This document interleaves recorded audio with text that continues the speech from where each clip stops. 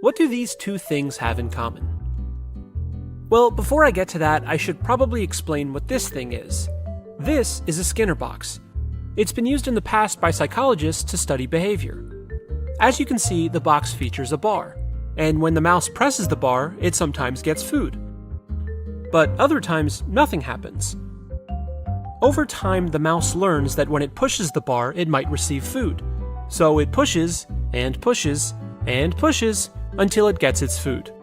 So then what does that have to do with this? We're obviously a lot different from mice, but the principle behind both the bar pushing and the scrolling is the same. The behavior is repeated until some kind of reward is delivered. In this case, the reward is a post that we find to be funny, entertaining, or something we just plain like.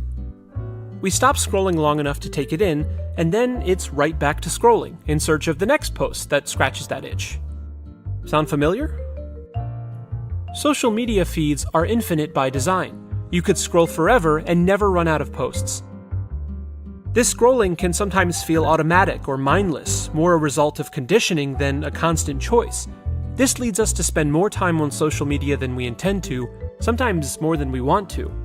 And that can cause some issues. Let's say you wake up, get on your phone, and start scrolling. Scroll too long and you might be late for work. In more extreme cases, it could cause you to neglect other aspects of your life or experience anxiety when you're away from your phone.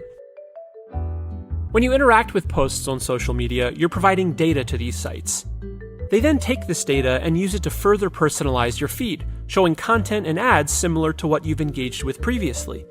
This isn't necessarily a bad thing. A more personalized feed can introduce you to content you may not have seen otherwise. However, this design reinforces our scrolling behavior and greatly increases the amount of time we spend using social media. And this is more or less their goal. They're simply businesses who want their users to spend more time using their app or website.